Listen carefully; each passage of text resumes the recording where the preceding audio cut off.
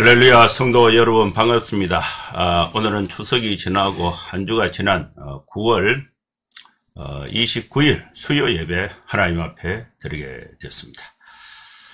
예배에 오신 우리 모든 성도님들 주님의 이름으로 환영하고 축복합니다. 먼저 예배 안내에 순서 드리겠습니다. 오늘은 호산나 다윗의 자손이여 이 주제로 마태복음 21장 1절에서 11절 말씀을 본문으로 해서 설교를 하도록 하겠습니다. 예배 순서는 묵도, 찬송, 성경, 설교, 축도하는 순서로 진행을 하겠습니다.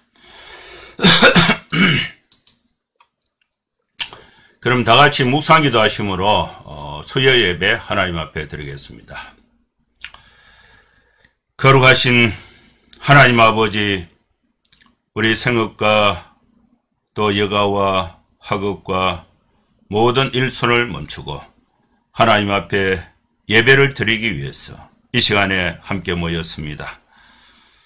하나님, 주님 앞에 우리의 마음과 뜻과 정성을 다하여 경배하는 시간이 되게 하여 주시고, 하나님께서 우리 모든 성도들에게 한없는 사랑과 은혜가 함께 임하는 축복의 시간이 되게 하여 주시옵소서. 예수님의 이름으로 기도하옵나이다. 아멘. 찬송가 80장 찬양 드립니다.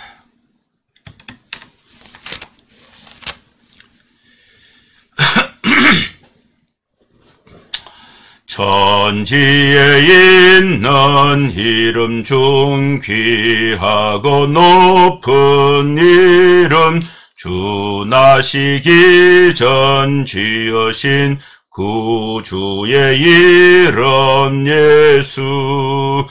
주 앞에 내가 엎드려 그 이름 찬송함은 내 귀에 들린 말씀 중 귀하신 이름 예수.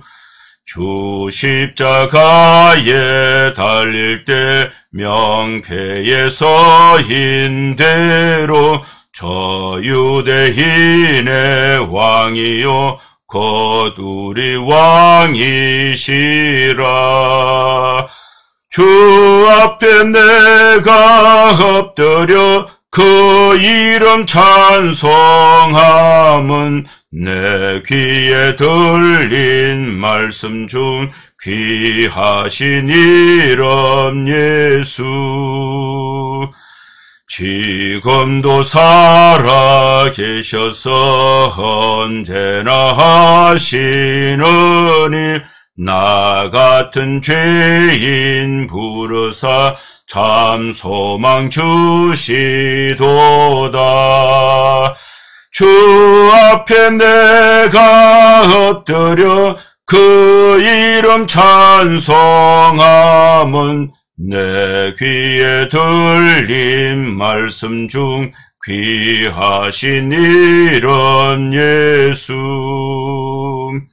주 예수께서 영원히 어제나 오늘이나 그 이름으로 우리에게 참 복을 내리신다. 주 앞에 내가 엎드려 그 이름 찬송함은 내 귀에 들린 말씀 중 귀하신 이름 예수. 아멘.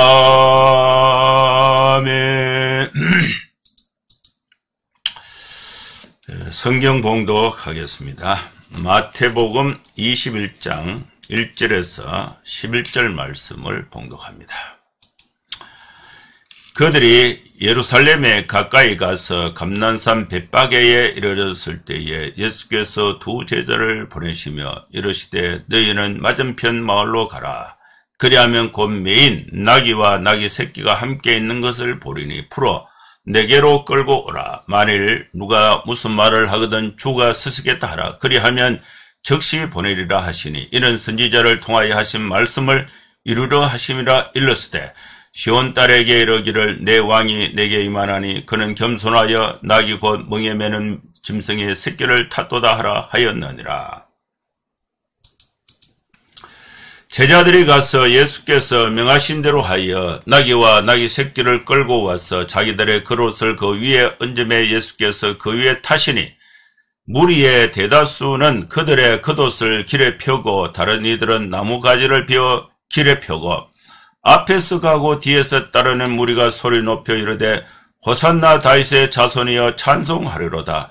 주의 이름으로 오시는 이여 가장 높은 곳에서 호산나 하더라.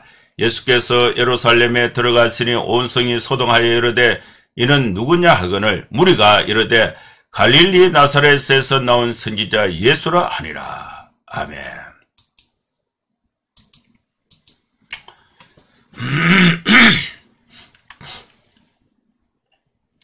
오늘 수요 예배에 하나님께서 우리에게 주신 귀한 말씀은 마태복음 21장 1절에서 11절 말씀입니다.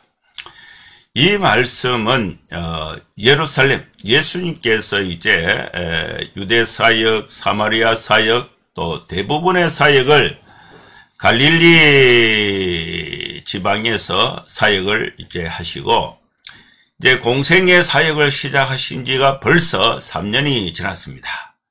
그래서 이제 마지막 예루살렘으로 입성하는 장면을 오늘 본문에 기록하고 있습니다. 이 예루살렘으로 이제 입성하시기 전에 20장에 이제 포도 품꾼 비유를 마치시고 또 그 비유에 대한 설명을 예수님 하시고 또 이후에 일어날 일, 예수님의 십자가의 고난과 또 3일 만에 부활하실 것에 대해서 마태복음 20장에는 세 번째로 미리 예고를 하신 것입니다. 미리 예고하신 두 번째 예고는 변화산 17장의 그 변화산 사건 이후에 제자들에게 예루살렘에 가서 십자가의 고난을 받으시고 3일 만에 부활하실 것에 대해서 미리 말씀을 하셨습니다. 첫 번째 십자가 고난과 부활의 예고의 말씀은 마태복음 16장에 있습니다. 가이사랴 빌립보 지방에서 이 베드로의 신앙 고백을 듣고 예수님께서 첫 번째로 십자가 고난과 부활에 대해서 말씀을 했습니다.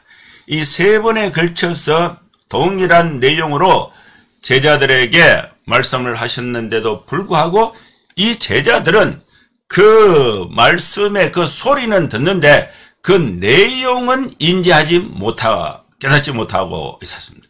왜냐하면 이 제자들은 대부분 사람들은 그런데 자기에게 듣고 싶은 것, 자기에게 득이 되는 것은 그냥 기억하고 듣고 또 자기에게 손해가 되거나 자기의 기대에 끝나는 것, 기대하지 않는 것, 이런 것은 흘러버리는, 듣지 않는 그런 경향이 있습니다. 이 제자들도 마찬가지 그런 현상이 나타나고 있습니다. 그래서 이제 막상 예수님이 예루살렘으로 올라가실 때에, 그때에 이제 이 제자들과 또 예수님과 또 이 무리들의 반응이 각자가 다르게 나타나고 있습니다. 예수님은 이제 지상 사역을 마무리하시고 예수님께서 이 땅에 오신 목적, 죄인을 구원하시기 위한 구원의 구속 사역을 완성하시기 위해서 예루살렘에서 십자가의 고난을 받으시고 3일 만에 부활하심으로써 전능하신 하나님, 살아계신 하나님, 구원자 하나님이라는 사실을 예수님께서 이제 구원의 사역을 완성하시기 위해서 올라가시는데, 이제 그 과정이 이제 두 가지 큰 이제 예수님의 입장에서 두 가지 큰 사역적 과제가 있습니다. 예수님께서 이제 마지막 그 감난산에서 밤이 맞도록 기도하실 때에 십자가의 그 고난을 앞두고 예수님이 할 수만 있다면은 이 십자가의 고난이 이 잔이 나에게 지나가게 해달라. 이런 기도를 하시면서 그러나 내 원대로 하지 마옵시고 또 하나님의 뜻대로 하옵소서. 이런 자의 간절한 기도를 하는 것을 볼 수가 있습니다. 그리고 막상 또 예수님이 이 십자가의 고난은 못 박히시고 공중에 6시간 동안 나무에 달려 계셨는데 예수님은 완전하신 하나님이시면서도 완전하신 사람으로서 멸시와 또 고통과 또 이 육체적 고통과 또 이 조롱에 대한 그런 아픔을 우리 인간이 느끼는 것과 똑같이 그런 이 고통을 느끼신 것입니다.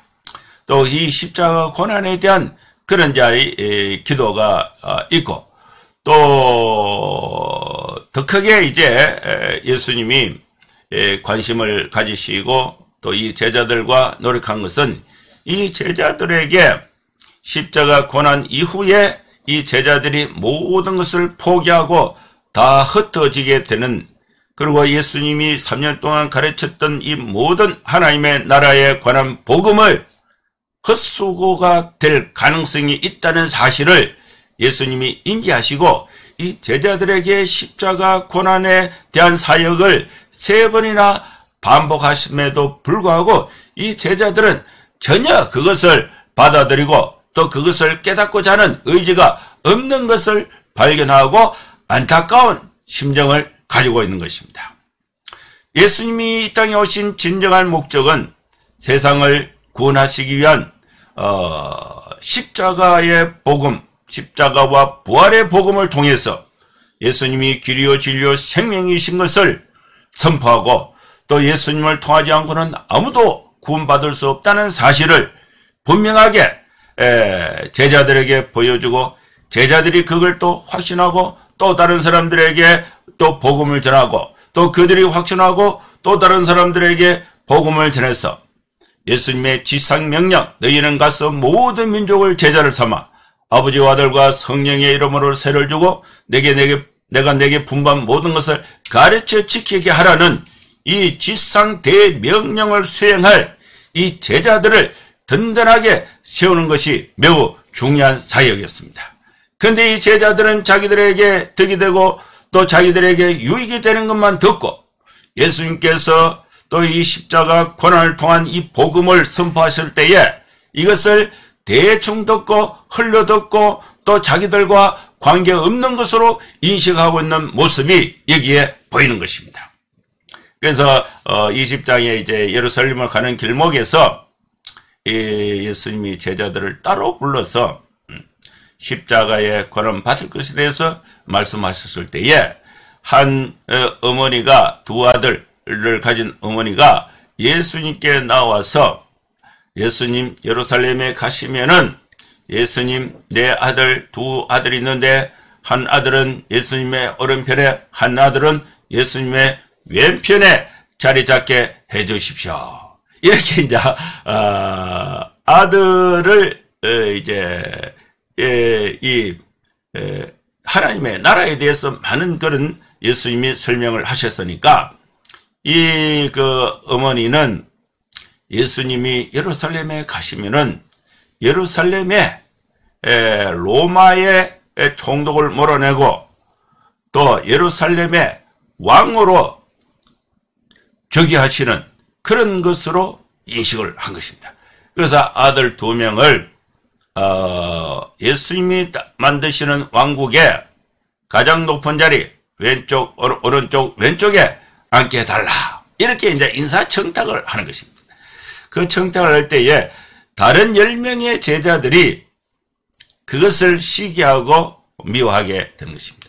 자리 다툼. 이 제자들은 예수님의 말씀에 대해서 깨닫지 못하고 자신들의 입신, 이 출세에 대한 그런 관심을 가지고 있는 모습을 볼 수가 있습니다.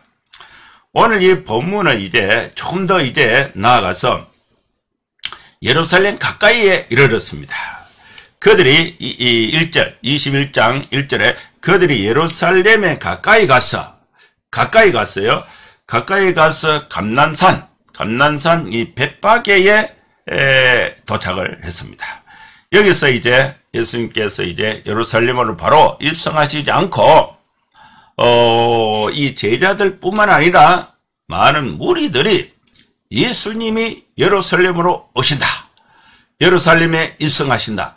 이것이 여러 곳에서 소문이 나서 무리들이 따라오고 또 모이게 됐습니다.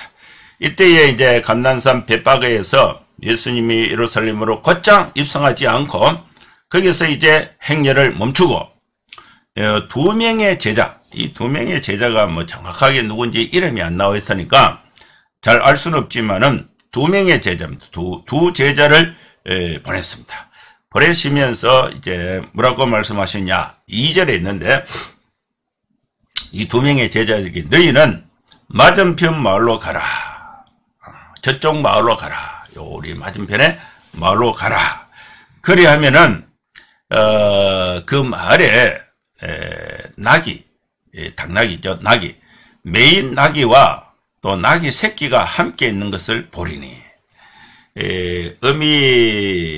어미 낙이는 이렇게 줄을 메어서 이렇게 있고 그 어미에 딸린 낙이 새끼가 있습니다.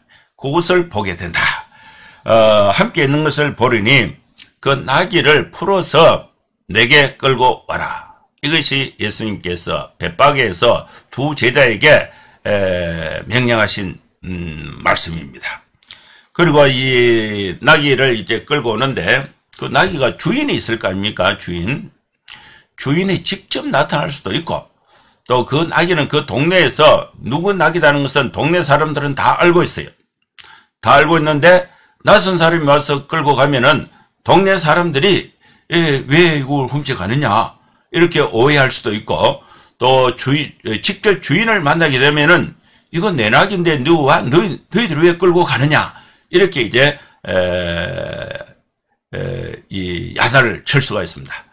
그러면 이제 문제가 이제 뭐 도둑이 되고 또 거기서 이제 예수님은 끌고 와라. 그리고 주인이나 동네 사람은 안 된다. 이러면 여기서 이제 갈등을 일으킬 수가 있으니까 그것을 이제 미리 해결할 수 있는 방법을 예수님이 제자들에게 알려주신 것입니다. 만일 누가 무슨 말을 하거든 주가 서쓰겠다 하라. 그리하면 즉시 보내리라 하시니. 자, 예수님이 이제 서쓰겠다 하면은 즉시 보내주신다. 보내주게 될 것이다. 이것이 이제 예수님이 두 명의 제자들에게 하신 말씀입니다. 제가 이 말씀을 이렇게 묵상을 하면서 말씀을 준비하면서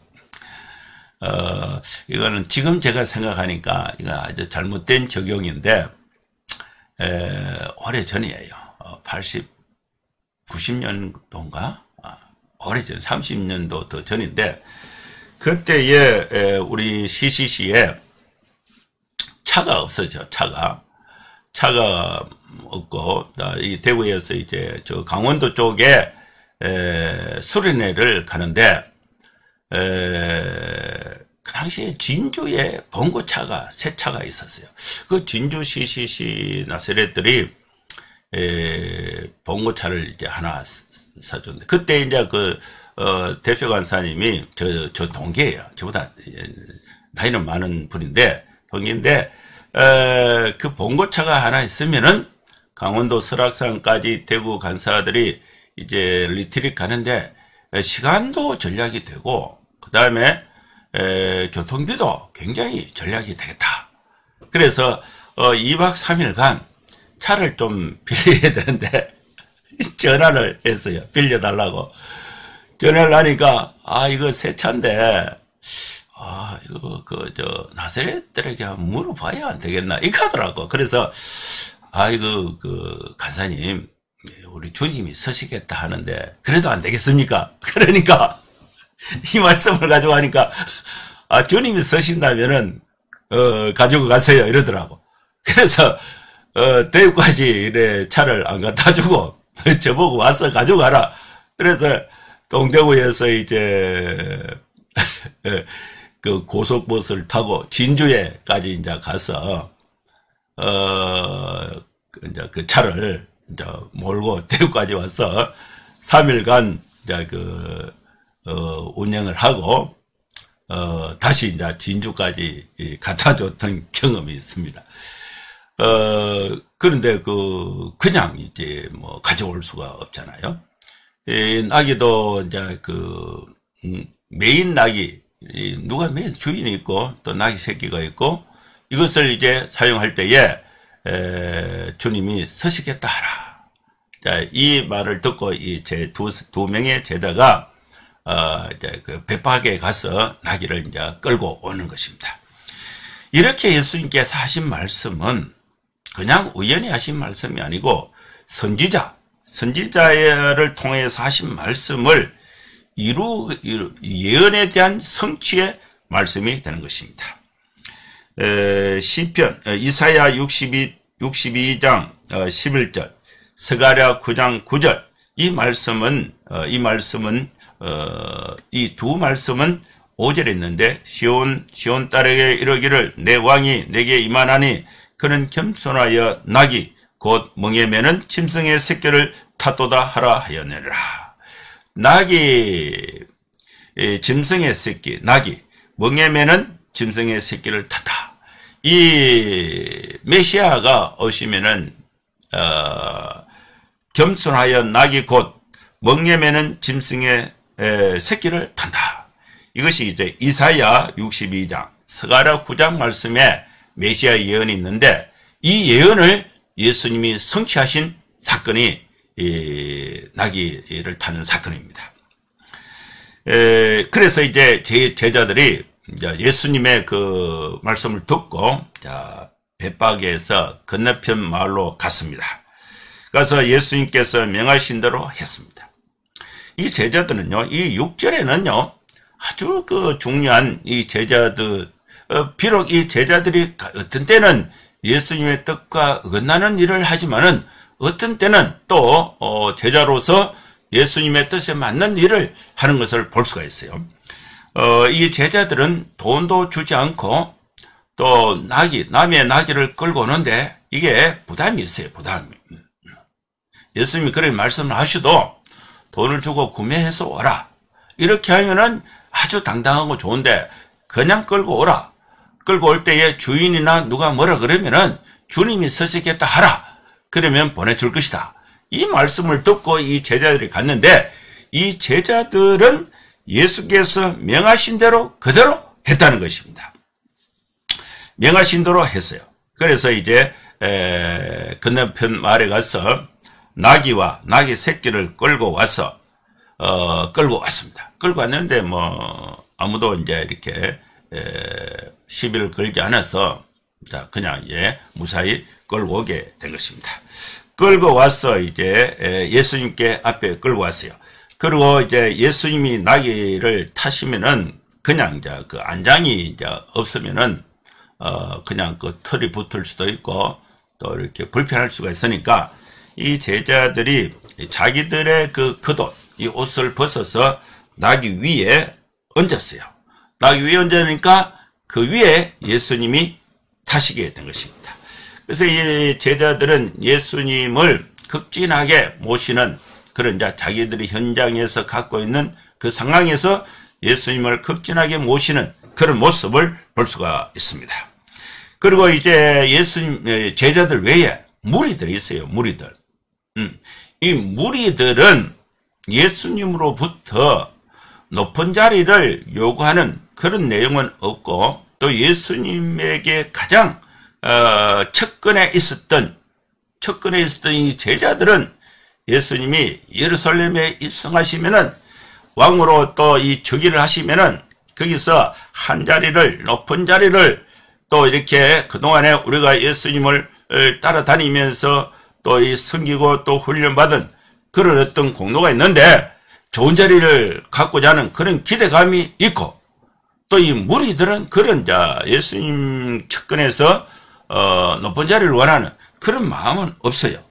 그런 마음은 이제 보이긴 않는데, 근데 예수님을 이 무리들은 왕으로 옹립하는 그런 모습은 분명하게 있습니다. 무리의 대다수는 그들의 겉옷을 길에 펴고, 또 다른 사람들은, 다른 이들은 나뭇가지를 베어서 길에 폈다. 이 나뭇가지를 베어서 길에 폈다는 것이 거의 종려나무 가지예요.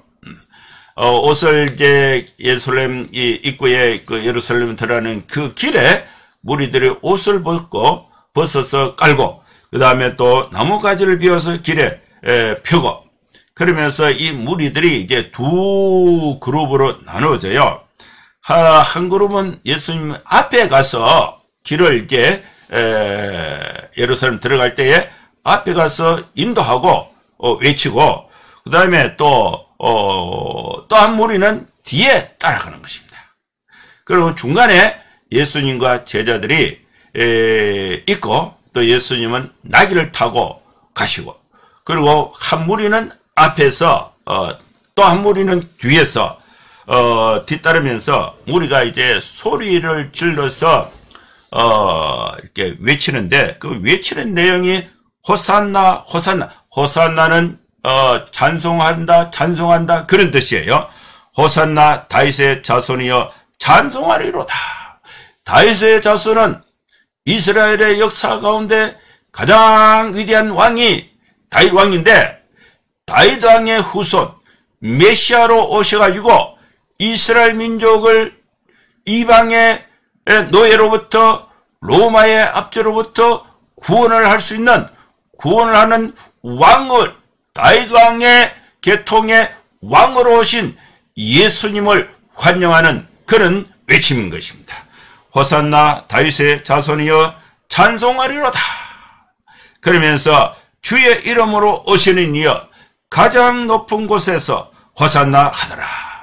이 무리들은 예수님을 확실하게 이스라엘의 왕으로 옹립하고 받들고 외치는 것입니다. 이제 이 예수님이 예루살렘에 이제 들어가시게 됩니다. 그러면 이제 그 반응이 이제 세 가지가 있죠. 예수님은 예루살렘에 가셔서 로마를 물러치고, 또 썩어 빠진 그 예루살렘 성전을, 대제사장을 물리치고, 또 새로운 하나님의 나라의 왕권을 가지고 다윗 왕이 거스렸던 그 이스라엘을 세우는 그런 어떤 목적이 아니었습니다. 그러나 사람들은 그렇게 인식을 하게 된 것입니다. 그래서 이 제자들은 높은 자리를 서로 차지하려고 자리 다툼을 하게 되고, 또 무리들은 앞서고 뒤서고 하면서 외치면서 왕으로 옹립하는 그런 모습이었습니다. 그러면 예수님의 심정은 어떠했겠습니까? 그 자리에 예수님과 제자들과 무리들이 함께 있어요. 그리고 또 예루살렘 성이 또 있어요. 성 안에 사람들은 이미 기득권을 다 자기 자리를 다 차지하고 있어요. 그래서 외부에서 수많은 무리들과 또 왕으로 옹립하는 무리들과 또 왕으로서 옹립받은 예수님과 또 이 제자들이 예루살렘 성으로 들어가는 것입니다. 그러면 이제 충돌이 있을 수가 있죠. 자기들 자리가 뺏기니까. 그래서 이제 이런 과정이 오늘 이 말씀에 그려지는 것입니다. 그리고 또 한 부류는 예루살렘 성 안에 있는 사람들, 이 기득권을 갖고 있는 사람. 이 사람들은 이제 예수님이 이렇게 쭉 물을 때리고 이렇게 쳐들어오면 자기들 자리하고 이렇게 충돌이 되면은 빼앗기지 않기 위해서 예수님을 어떤 형태로든지 걸어서 제거를 해야 되고, 또 예수님은 그 반항하는 저항하는 그 무리를 진압을 하고 왕으로 이렇게 즉위를 해서 새로운 세상을 만들어야 되는 그런 환경에 있게 된 것입니다. 제자들은 새로운 세상을 만드는 것을 기대하고 있었고, 또 예수님을 따르는 앞에서 따르는 뒤에서, 앞에서 또 뒤에서 따르는 이 무리들은, 큰 소리로 외친 이 무리들은 예수님께서 새로운 세상을 열기를 기대하고 있습니다. 그리고 예루살렘 안에 있는 사람들은 예수님이 들어오면은 이제 물리쳐야 되는 그런 환경에 있습니다. 어느 지상의 사람들은, 제자들, 또 앞선 무리들, 뒤에서 다른 무리들, 또 예루살렘 안에 있는 무리들, 사람들은 예수님이 땅에 오신 목적을 한 사람도 제대로 이해하지 못하고 전부 자기 입장에서 자기 덕이 되는 그런 환경에서 예수님을 대하고 있는 모습을 볼 수가 있습니다. 사랑하는 성도 여러분, 우리의 신앙의 자세는 어떠합니까? 예수님께서 오신 목적에 맞춰서 내가 그 말씀의 뜻을 바로 이해하고 그 말씀에 따라서 내가 순종하면서 살아가는가? 아니면은 내가 필요하고 내가 느끼고 있는 그런 관점에서 예수님에 대한 예수님을 이용하고 예수님을 내가 원하는 대로 해주기를 바라는 그런 기대감으로 예수님을 따르고 있지 않는가? 여러분, 이 두 부류의 입장에서 오늘 우리는 하나님의 은혜를 받아야 됩니다. 호산나 다윗의 자손이여 이렇게 외쳤던 이 사람들은 이름은 호산나 찬송한다 다윗의 왕으로서 예수님을 받들어서 옹립하는 것 같지만은, 그러나 그 내면의 진실은 자신들의 이익을 대변해 주기를 바라는 왕으로 오는 것입니다. 여러분, 우리는 하나님 앞에 예배할 때에 주의 이름을 높이고 기도하고 또 찬송하고 말씀을 듣고 할 때에, 여러분, 하나님의 말씀, 내 모든 삶의 힘편을 다 내려놓고 하나님이 나에게 무엇을 원하시는가? 겸허한 마음으로 하나님의 말씀을 받기보다도 내가 필요한 것을 하나님께 강요해서 해주기를 바라는 이 호산나 다윗의 자손이여 외쳤던 무리들의 모습이 우리의 모습이지 아니한가? 이것을 오늘 우리가 반성적 차원에서 말씀을 적용하는 여러분 될 수 있기를 바랍니다. 예수께서 예루살렘에 들어가시니까 온 성이 요동했습니다. 이르되 이는 누구냐 하거늘, 여러분, 우리는 교회 안에서도 기득권이 있고 또 새로운 사람들이 있어요. 기득권과 새로운 사람들이 교회를 매개해서 이익을 먼저 쟁취하기 위해서 갈등하는 것은 바람직하지 않습니다. 예수님을 두고 내 이익을 앞세우는 것도 바람직하지 않습니다. 예수님을 두고 교회를 두고 높은 자리를 탐하는 것, 이것도 바람직하지 않습니다. 이 성의 사람들이 이 사람이 누구냐 이렇게 했을 때에 무리가 이르되 11절에 갈릴리 나사렛에서 나온 선지자 예수라고 말을 했습니다. 사람들은 예수를 선지자로 알게 된 것입니다. 여러분, 우리는 예수님을 누구로, 어떤 분으로 알고 있습니까? 예수님은 선지자 중에 좀 더 능력 있는 사람 중에 한 사람, 하나님의 말씀을 미리 증거하는 선지자 중에 한 사람, 갈릴리 나사렛 출신의 선지자 예수로 사람들은 알고 있었습니다. 여러분, 우리는 예수는 누구로 알고 또 예수를 따르는 우리의 태도는 어떻게 됩니까?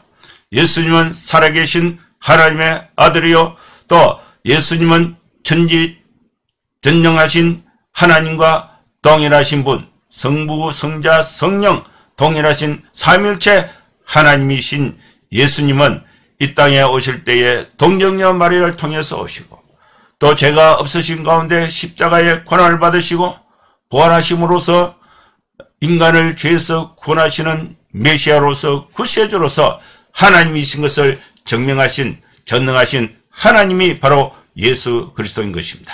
이 예수 그리스도를 믿는 우리의 마음의 자세는 내가 필요를 가지고 예수님을 믿는 것이 아니라 예수님의 말씀에 의해서 내 자신을 바꾸는, 그래서 너희는 먼저 그의 나라와 그의 의를 구하라. 그리하면 이 모든 것을 너희에게 더하여 주신다는 이 약속의 말씀을 우리가 기억해야 하는 것입니다. 많은 사람들은 예수님을 앞서서 뒤에서 따르던 무리들처럼 호산나 다윗의 자손이여 전능하신 하나님 예수님에 대해서 높이고 있지만은 그들의 중심의 태도는 자신들의 이익을 대변해 주는 예수 그리스도로 인식하고 있는 것입니다. 여러분, 우리는 올바른 신앙, 올바른 믿음을 가지고 또 각박하고 어려운 이 시대에 여러분 모두 믿음으로 승리하는 성도의 삶을 살아갈 수 있기를 주의 이름으로 축원합니다. 기도하겠습니다. 거룩하신 하나님 아버지, 오늘 우리에게 귀한 말씀을 주신 것 감사합니다. 우리는 하나님의 말씀을 대할 때에 내 모든 기도권, 내 모든 필요를 다 내려놓고 주님이 내 안에서 살아가시면서 전능하신 하나님이 내 안에서 살아가시는 예수 그리스도를 올바로 믿고 또 믿음으로써 어려운 이 시대 속에서 내 필요를 예수님 통해서 채우는 것이 아니라 예수님께서 내 안에 살아가심으로써 내 삶이 변화되어서 세상의 빛이 되는 능력의 삶을 살아갈 수 있도록 우리 모든 성도들에게 하나님의 크신 은혜가 함께하여 주시옵소서. 예수님의 이름으로 기도하옵나이다. 아멘. 축도하겠습니다. 이제는 우리 구주 예수 그리스도의 크신 은혜와 하나님의 사랑과 성령의 감동함과 역사 충만 축복하심이 이곳에 함께 예배하는 모든 성도들 머리머리 위에 이제로부터 영원토록 함께 있을지어다. 아멘. 예, 감사합니다. 오늘 예배는 여기서 마치겠습니다. 한 주간 잘 지내시고 주일에 또 뵙도록 하겠습니다.